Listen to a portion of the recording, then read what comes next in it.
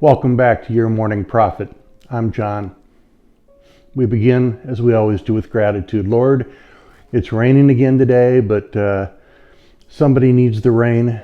So thank you for another day in our lives, another day to contemplate and to pray and to find a way to make a covenant with each other that we're going to learn. We're going to learn a lot today. And thank you for keeping us safe during this crisis with COVID, Father. Amen. So today we're going to go back into the New Testament. And this is a book that's got to be tackled. It's not one of the Gospels. It's a couple of books after the Gospels. It's called Hebrews. And Hebrews is an epistle.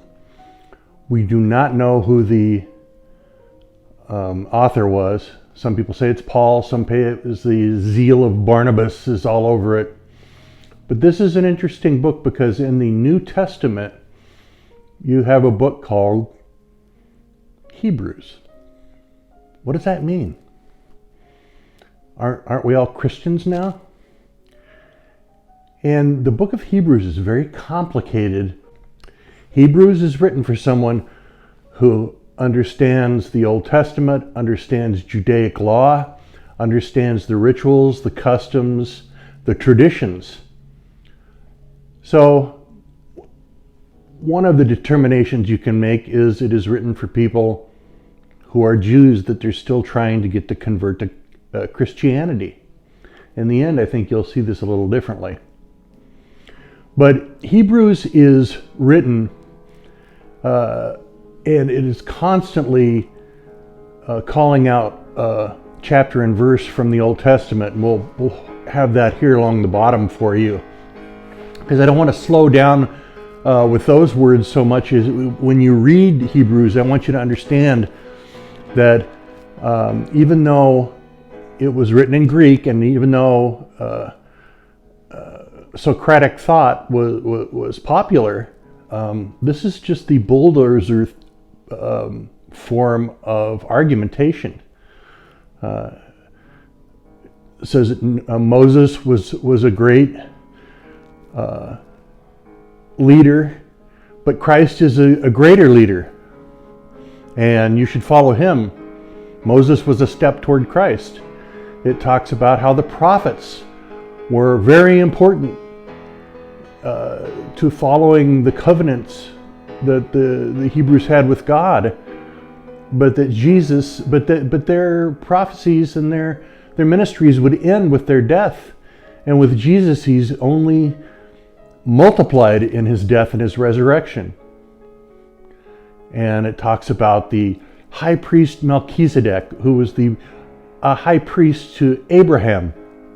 Even before, I know he's the father of Judaism, but Judaism didn't become an actual religion until the Ten Commandments were sent down with Moses. And as this monotheistic teaching about God, the high priest was Melchizedek, which people have said is the Jesus of the Old Testament. And it doesn't downgrade Melchizedek, it just says that Melchizedek is gone and Christ is here, and Christ is here forever. And finally, and this isn't in any particular order, there's the question of angels, which actually comes up toward the beginning of Hebrews. And it talks about the importance of angels and how angels were able to bring laws down and help establish covenants with the Jews. But Jesus is greater than all the angels, for he is God. So this is a really interesting book, and we're going to talk about it again tomorrow.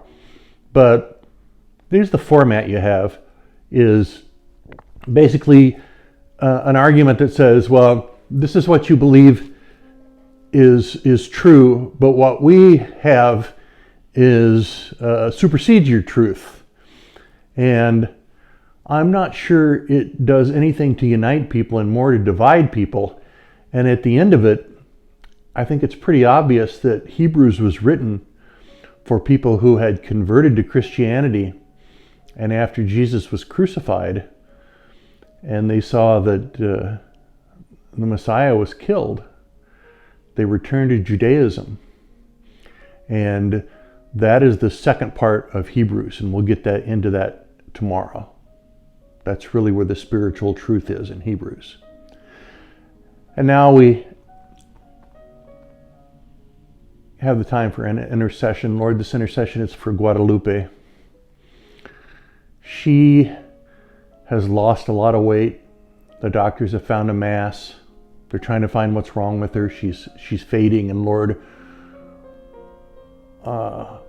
help Guadalupe to find that your light inside of her so that she may heal, that this mass may go away, that this sickness will go away, that Guadalupe's faith will and trust that you are in her, Lord, that your light shines in her, will help her find relief and help her find healing.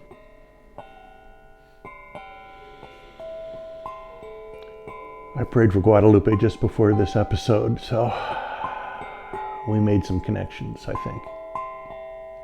In your name, Lord, amen. Tomorrow, the spiritual truth of Hebrews.